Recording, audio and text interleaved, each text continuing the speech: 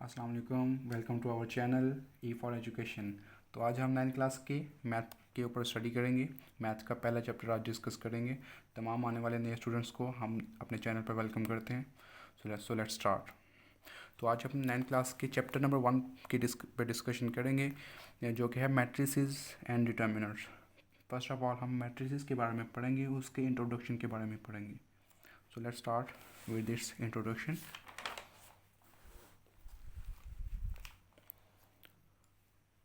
तो देखिए, सबसे पहले जो मैट्रिसेस का जो आइडिया सबसे पहले जिस साइंटिस्ट ने दिया था वो था आर्थर कैले।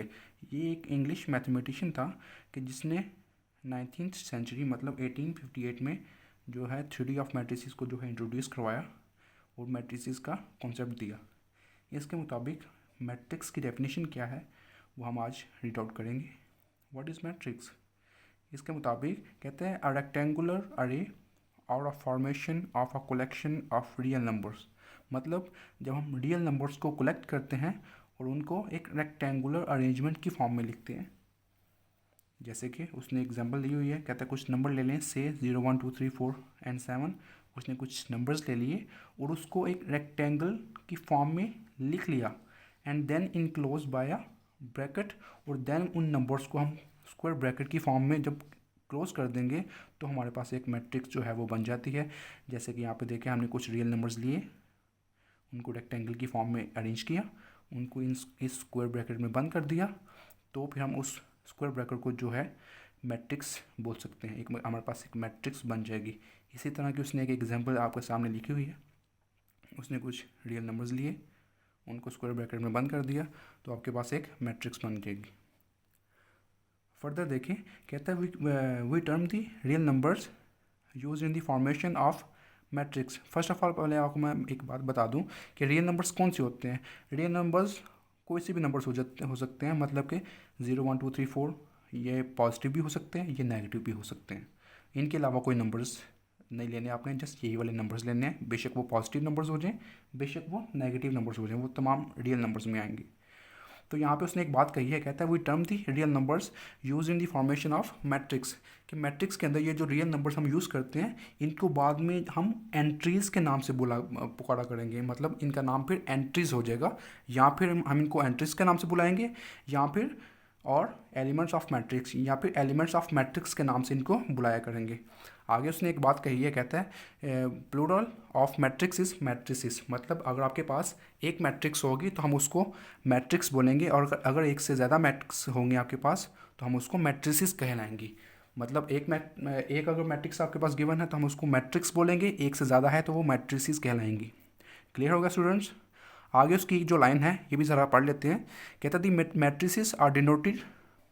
मतलब इसने इस लाइन में उसने बोला हुआ है कि मैट्रिक्स को आप हमेशा कैपिटल लेटर से जो है नेमिंग देंगे। लेट्स सपोज यहाँ पे उसने एक मैट्रिक्स जो हमें दी हुई है, जब हम आप इसको नेम देना चाहेंगे तो हम इसको हमेशा कैपिटल लेटर्स के साथ इसको नेम देंगे। मतलब ए कैपिटल, बी कैपिटल, सी कैपिटल, इस तरह से हम इसको नेम दे सकते हैं। इसको स्मॉल ए या स्मॉल बी के नाम से नहीं नेमिंग दे सकते। तो मैट्रिक्स हमें क्लियर हो गया कि मैट्रिक्स में रियल नंबर्स होते हैं जो जिनको हम एंट्रीज कह सकते हैं, या एलिमेंट्स ऑफ मैट्रिक्स भी कहलाती हैं वो, और उसको हम नेमिंग कैपिटल ए से देते हैं।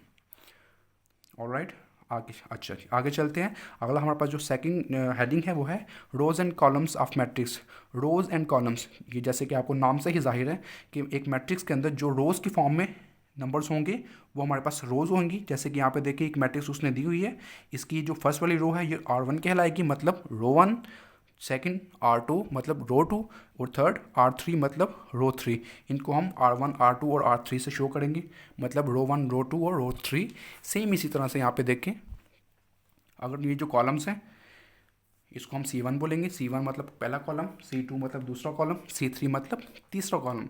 जैसे कि आप टेस्ट या पेपर्स की के दौरान कॉलम्स, रोज़ और कॉलम्स के दरमियान अरेंजमेंट से बैठते हैं ना, सेम उसी तरह से यहाँ पे भी एक मैट्रिक्स के अंदर रोज़ भी होती हैं और कॉलम्स भी होती हैं। यहाँ पे आपको मैं एक ज़रा इंपॉर्टेंट बात बता दूँ, आपको रोज़ और कॉलम्स की डेफिनेशन भी आ सकती हैं।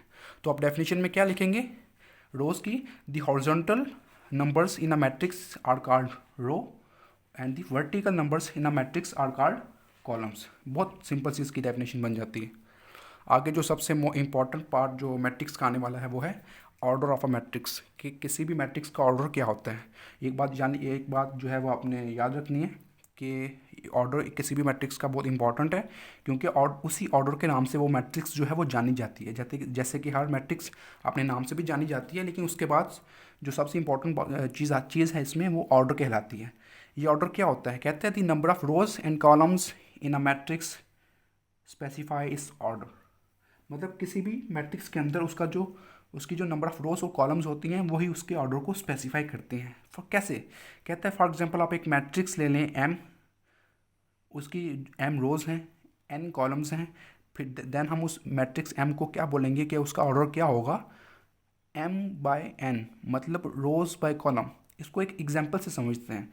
उसने एक मैट्रिक्स एम ले ली, इसकी अब देखेंगे नंबर ऑफ रोज कितनी है। तो देखें इसकी नंबर ऑफ रोज कितनी है, आप बताएं मुझे। Very good. इसकी नंबर ऑफ रोज 2 रोज हैं, और इसके कॉलम्स कितने हैं 1 2 3, और इसके 3 कॉलम्स हैं। तो मतलब इसका ऑर्डर हो जाएगा 2/3, मतलब रो बाय कॉलम। ये चीज़ याद रखिएगा, रो बाय कॉलम। ठीक है, ये चीज़ आपने याद रखनी है कि हमेशा मैट्रिक्स को हम रोज बाय कॉलम के साथ लिखा करेंगे। इसी तरह से एक और एग्जांपल लेते हैं। ये एक मैट्रिक्स उसने एन दी हुई है, इसमें देखिए नंबर ऑफ रोज कितनी है 3, नंबर ऑफ कॉलम्स कितने हैं 3, तो इसका ऑर्डर क्या हो जाएगा 3/3, इसका ऑर्डर हो जाएगा। इसी तरह ये एक मैट्रिक्स पी भी दी हुई है, इसके नंबर ऑफ रोज कितनी है 1, इसके नंबर ऑफ कॉलम्स कितने हैं 1 2 3 कॉलम्स हैं, तो इसका भी ऑर्डर क्या हो जाएगा 1/3।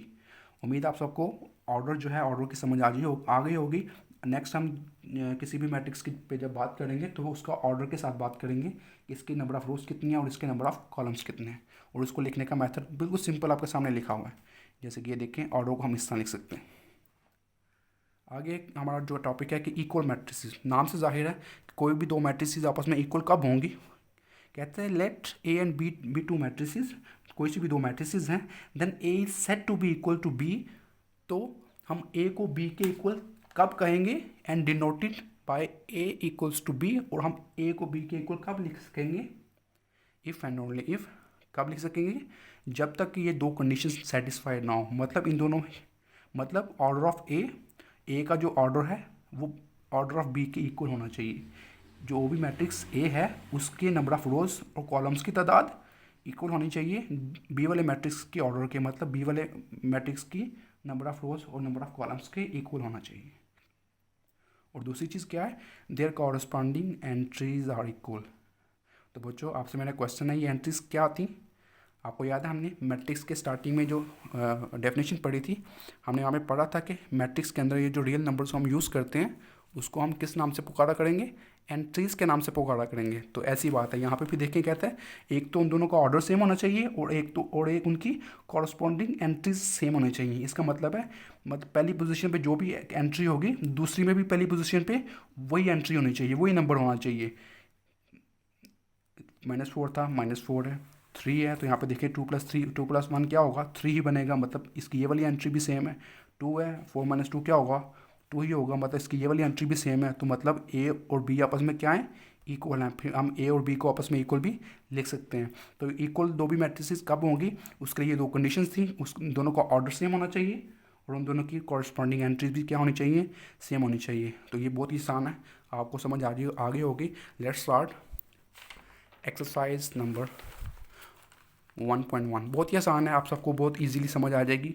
देखते हैं, जैसे यहाँ पे देखें, पहला क्वेश्चन ही क्या है, find the order of the following matrices. या तो आपने इन सब का ऑर्डर बताना है, तो बहुत ही आसान है। यहाँ पे देखें इसकी नंबर ऑफ रोज कितनी है 2 रोज हैं, और कॉलम कितने हैं 2 कॉलम है, तो इसका ऑर्डर क्या हो जाएगा, मैं यहाँ ऊपर लिख देता हूँ 2/2 इसका ऑर्डर हो जाएगा। ठीक है, इसी तरह ये एक एग्जाम्पल ले लेते हैं, क्वेश्चन ले लेते हैं। इसका ये नंबर ऑफ रोज कितनी है, एक ही रो है, इसकी कॉलम्स कितनी है एक ही कॉलम है, तो इसका ऑर्डर हो जाएगा 1/1।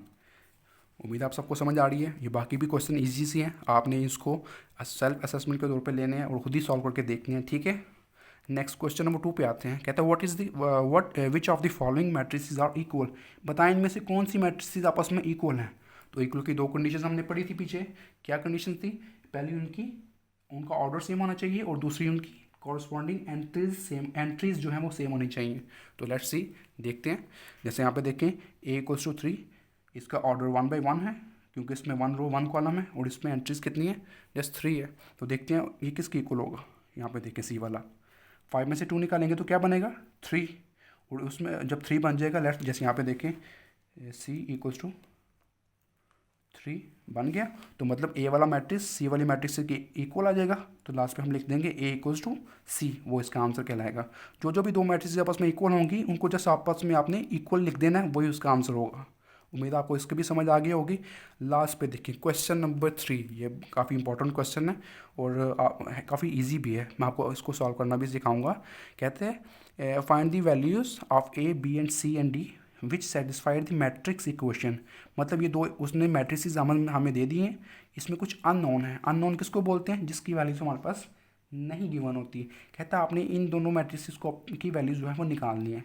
तो बच्चों देखो इसमें पीछे वाली डेफिनेशन यूज़ होगी जो कि हमने पढ़ी थी, वो क्या थी कि कोई भी दो मैट्रिक्स आपस में इक्वल कब होंगी, जब उनका ऑर्डर सेम होगा। तो देखिए इसका ये 2 रोज़ है 2 कॉलम्स है, 2 रोज़ है 2 कॉलम्स हैं, वो तो इक्वल है।